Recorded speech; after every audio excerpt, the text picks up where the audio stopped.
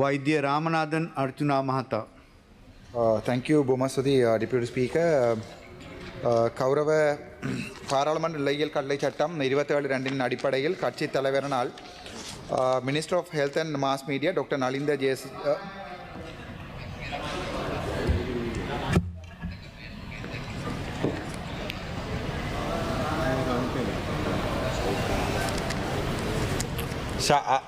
சத்தமாக கேளுங்களேன், பாயிண்ட் போடுறேன். ගරු මන්ත්‍රී ඔබතුමා පොයින්ට් මොකද්ද? பாராளுமன்றத்திலே உடை அணிதல் தொடர்பாக சம்பிரதாயங்கள் இருக்கின்றன. அந்த சம்பிரதாயங்களை மீறும் வகையிலே கௌரவ பாராளுமன்ற உறுப்பினர் ராமநாதன் அர்ச்சுனா அவர்கள் இன்றைய தினம் உடை அணிந்து வந்திருக்கின்றார். அது தொடர்பான விவரத்தினை தங்களிடம் கோருகின்றேன்.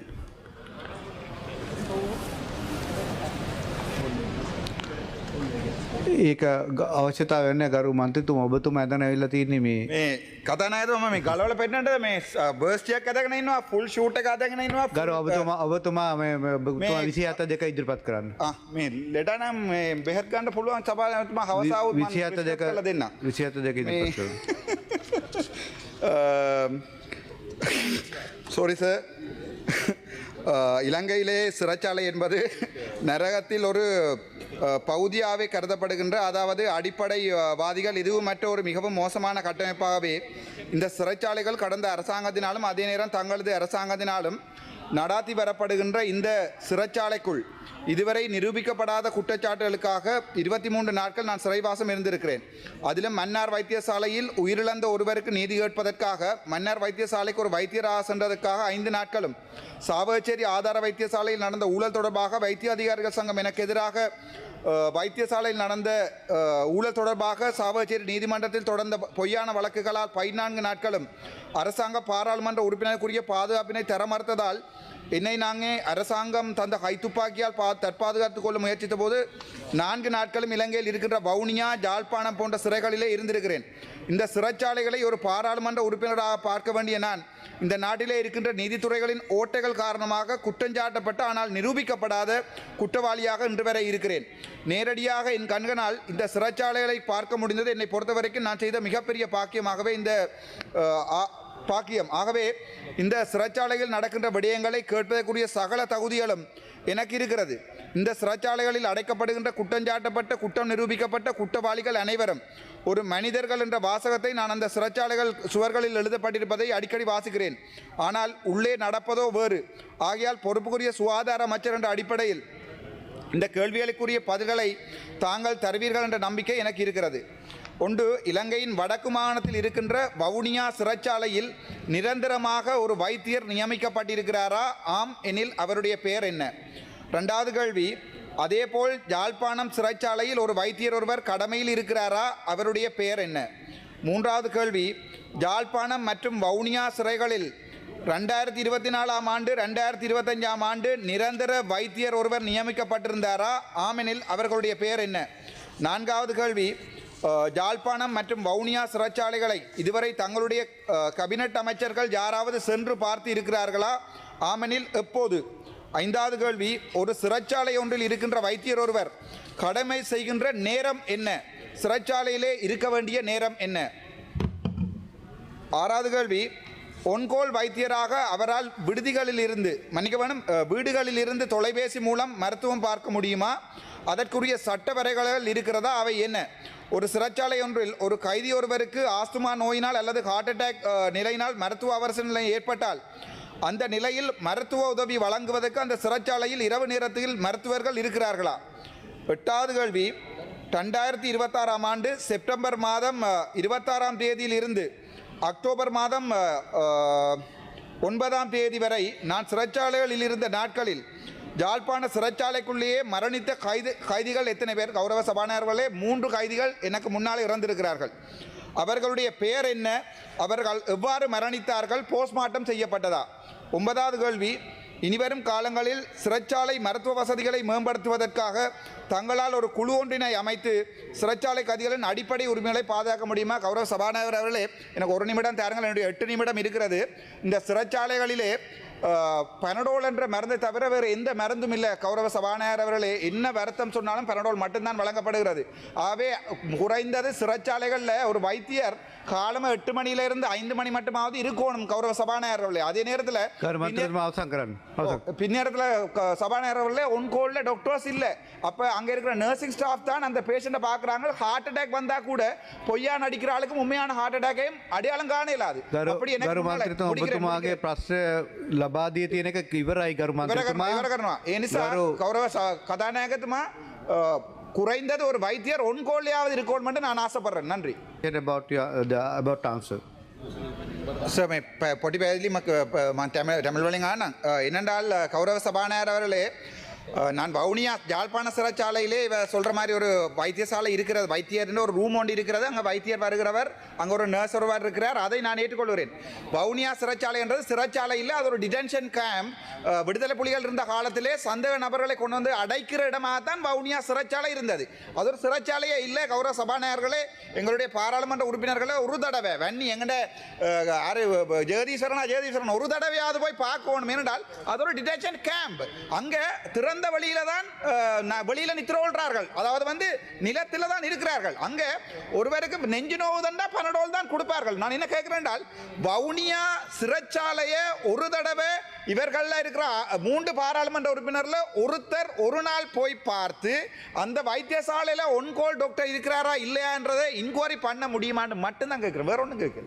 எனக்கு ஒரு மிகப்பெரிய நம்பிக்கை இருந்தது. எங்களுடைய பிரதி அமைச்சர்கள் யாழ்ப்பாணம் வருகின்ற போது வலி வடக்கு காணிகள் கிழக்கு பகுதிகள் அந்த ஆமிக்காரருடைய அந்த வைத்தியசாலை மயிலிட்டி எல்லாம் விடுவிக்கப்படும் என்று மிகப்பெரிய நம்பிக்கை இருந்தது. ஆனால் இன்றைக்கு தரப்பட்டிருக்க பதிலில் இவர்கள் சொல்லியிருக்கிறார்கள் எந்த பொதுமக்களும் ஆர்ப்பாட்டம் செய்யவில்லை. எனக்கு விளங்கையில் எனக்கு உங்களில் இருக்கிற நம்பிக்கை போயிட்டு அவ்வளவுதான். தமிழ் மக்களும் உங்களில் இருக்கிற நம்பிக்கையை நீங்களே எடுத்துக்கொள்றீங்கள். நீங்களே சொல்கிறீங்கள் வைத்தியசாலையை விட மாட்டோம் என்று சொல்கிறீங்கள், வலிகிழக்கு காணிகள் விட மாட்டோம் என்று சொல்கிறீங்கள். அதே நேரத்தில் மயிலிட்டி அந்த ஆமி கேம்பை விட மாட்டேன்றீங்கள். ஆகவே இங்கே சில பேர் இருக்கிற ஐயா சாகும் பிறகும் கேன்சர் வந்த பிறகும் செத்தா பிறகும் அரசியல் செய்கிறதுக்கு அந்த இடங்களை வச்சு கொண்டு நான் நினைக்கிறேன் தமிழ் மக்களில் நீங்கள் எடுக்கிற முடிவுகளில் இருக்கிற பிள்ளையான விடயங்களை வச்சு கொண்டு இவங்க சாகும் வரைக்கும் ஏற்கனவே கேகேஎஸ் வந்து எப்படி வித்து துளைச்சாங்களோ பரம்பரையா அதே மாதிரி இப்போ இவங்க இந்த விடயத்தை வச்சு கொண்டு சாகும் வரைக்கும் அரசியல் செய்வாங்க.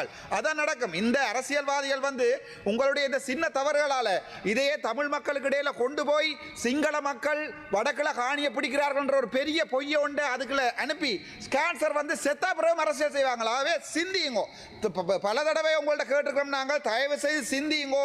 காணி பிடிக்கிற விடயங்கள் தொடர்பாக கதைக்கிற போது யோசித்து கேட்க சொல்லி சரியான கவலையாக இருக்குது. நேரடியாக கேள்விக்கு வருகிறேன். கௌரவ சபாநாயகர் அவர்களே, நீங்கள் சொல்லியிருக்க வைத்தியசாலையை விட மாட்டோம் என்று அங்கே விவசாயம் செய்யறேன்னு சொல்லியிருக்கீங்க. வாழைத்தோட்டம் தென்னந்தோட்டம் எல்லாமே இருக்கிறது. ஆகவே அங்கே இருக்கிற அந்த போராடுகிற மக்களை இவர்கள் தான் பாவிக்கிறார்கள், வேற ஒருத்தரும் இல்லை. இவங்களை பாவிச்சு ஒரு 30 பேர் இருந்து சண்டை பிடிக்கிறாங்க.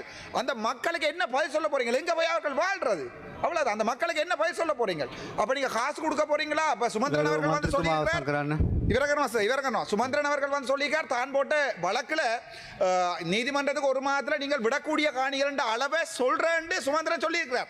ஆக உங்களுக்கு தேவை சுமந்திரனும் இங்கே சில கேன்சர் வந்து சாகாம இருக்கிற சிலதுகளும் உங்களுக்கு இந்த தமிழ் மக்களுடைய வலியை வச்சு அரசியல் செய்ய வேணும். அவ்வளவுதான் உங்களுக்கு தேவையா? இப்படியே இந்த பிரச்சனையை தமிழ் மக்கள் சிங்கள மக்களுக்கு இடையில கொண்டு போக போறீங்களா காலங்காலமா? தயவு சொல்லுங்க. ගරු නියෝජ්‍යමාත්තුමා අගරු කතානායකතුමනි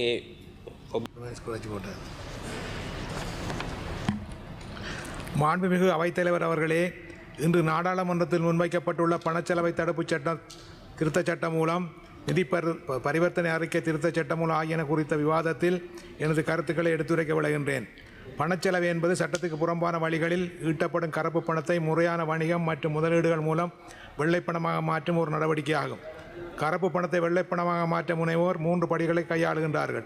முதலாவதாக சட்டத்துக்கு புறம்பாக பெற்ற பணத்தை வைப்பக கணக்குகளிலோ அல்லது முறையான நிதியமைப்புகளிலோ சிறு சிறு தொகைகளாக உள்ளே செலுத்துதல். இரண்டாவதாக பணத்தின் உண்மையான மூலத்தை கண்டறிய முடியாதவாறு அந்த பணத்தை பல வங்கி கணக்குகளுக்கு மாற்றுவது, வெளிநாடுகளுக்கு அனுப்புவது அல்லது பங்குகளில் முதலீடு செய்வது போன்ற சிக்கலான பணப்பரி பரிமாற்றங்களை செய்தல். மூன்றாவதாக பல அடுக்கு பரிமாற்றங்களுக்கு பிறகு அந்த பணம் முற்றிலும் சட்ட அடிப்படையிலான வருமானம் போல காட்டி அதனை நிலக்கொள்வனவு அல்லது வணிகங்களில் முதலீடு செய்வது நமக்கு சொந்தமாக்கி கொள்ளுதல்.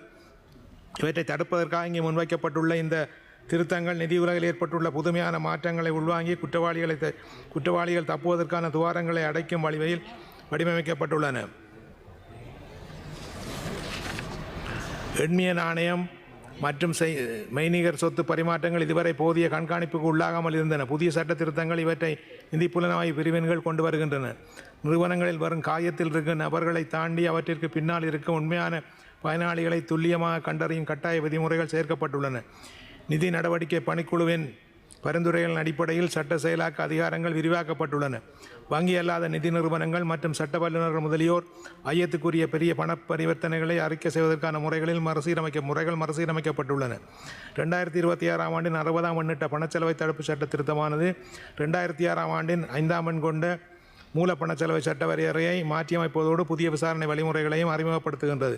இந்த திருத்தச் சட்டமானது மூல சட்டத்தின் 3A என்னும் ஒரு புதிய பிரிவை சேர்க்கிறது. இது பணச்செலவை ஒரு தன்னாதிக்க குற்றமாக நிறுவுகிறது. மேலும் குறிப்பிட்ட ஒரு சொத்து சட்டத்துக்கு புறம்பான நடவடிக்கை மூலம் பெறப்பட்டது என்ற ஆதாரத்தின் அடிப்படையில் சுயாதீனமான குற்றச்சாட்டுகளை பதிவு செய்ய ஒப்புதல் அளிக்கிறது.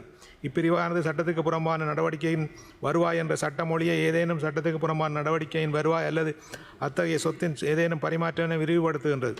இதுபோன்ற சொத்துக்களை பயன்படுத்துதல், வாங்குதல், மாற்றுதல் அல்லது அவற்றின் உண்மையான உரிமைகளை பெறுதல் ஆகியவற்றை குற்றமாக்குகிறது. அத்தோடு இச்செயல்களுக்கு உடந்தையாக இருப்பவர்களுக்கும் அல்லது அறிவுரை வழங்குவவர்களுக்கும் பொறுப்பை நீடிக்கின்றது. இந்த திருச்ச சட்ட மூலத்தின் 3 உபபிரிவு ஒன்றானது 5 ஆண்டுகளுக்கு குறையாத காலத்திற்கு என்ற சொற்றொடருக்கு பதிலாக ஒரு காலப்பகுதிக்கென மாற்றுவதன் மூலம் நீதிபதிகளுக்கு பரந்த உறுப்பு அளிக்கும் அதிகாரத்தை வழங்குகின்றது. மேலும் திருத்தச் சட்டத்தின் பிரிவுகள் 8, 9 மற்றும் 12 ஆகியன காவல்துறை உதவி அச்சகத்தர் ASP தரத்துக்கு குறையாத ஒரு அதிகாரிக்கு நியமன ஐயத்தின் அடிப்படையில் சொத்துக்களை முடக்கும் ஆணையை பிறப்பிக்கும் அதிகாரத்தை வழங்குகின்றது. இந்த திருத்தமானது தொடக்க நிர்வாக முடக்கல் காலத்தை 7 நாட்களிலிருந்து 14 வேலை நாட்களாக நீடிக்கின்றது. மேலும் நீதிமன்றத்தால் விதிக்கப்படும் அதிகபட்ச முடக்கல் காலத்தை 2 ஆண்டுகளிலிருந்து 3 ஆண்டுகளாக உயர்த்துகிறது. திருத்தச் சட்டமானது பிரிவு 17C, D மற்றும் E ஆகிய பிரிவுகளை சேர்ப்பதன் மூலம் இரகசிய செயற்பாடுகள், மின்னணு கண்காணிப்பு மற்றும் கணனி அமைப்புகளுக்கான நேரடி அணுகல் உள்ளிட்ட சிறப்பு உசாவல் முறைகளை பயன்படுத்த ஒப்புதல் அளிக்கிறது.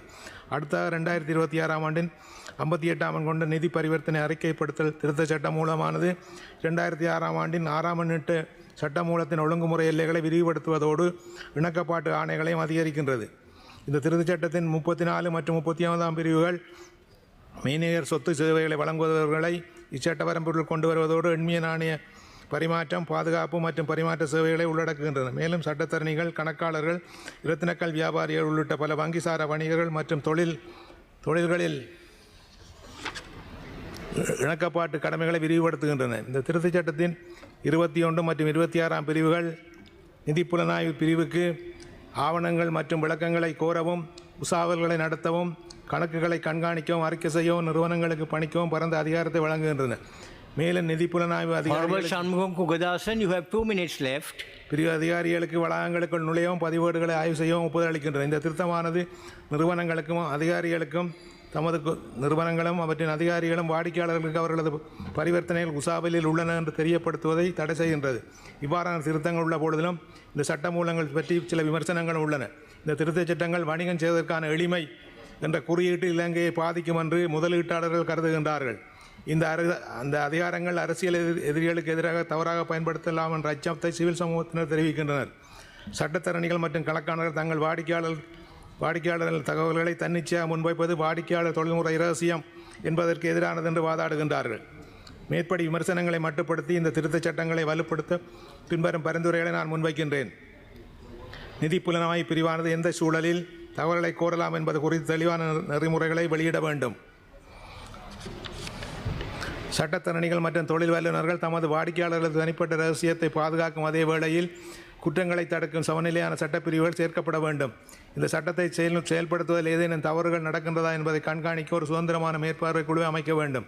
சிறு மற்றும் நடுத்தர நிறுவனங்களுக்கு இந்த விதிகளை செயற்படுத்துவதில் கூடுதல் கால அவகாசம் மற்றும் தொழில்நுட்ப உதவிகளை அரசு வழங்க வேண்டும். மாண்புமிகு அவைத்தலைவர் அவர்களே, பன்னாட்டு நிதி அமைப்புகளின் நம்பகத்தன்மையை நாம் இழந்துவிட்டால் அதன் விளைவுகள் ஒட்டுமொத்த பொருளாதாரத்தையும் பாதிக்கும். எனவே இங்கு முன்வைக்கப்பட்டுள்ள பரிந்துரைகளை ஏற்று இந்த திருத்தச் சட்டங்களை நிறைவேற்றுவது நாட்டின் எதிர்காலத்துக்கு உகந்தது என்று கூறி எனது உரையை நிறைவு செய்கின்றேன். நன்றி.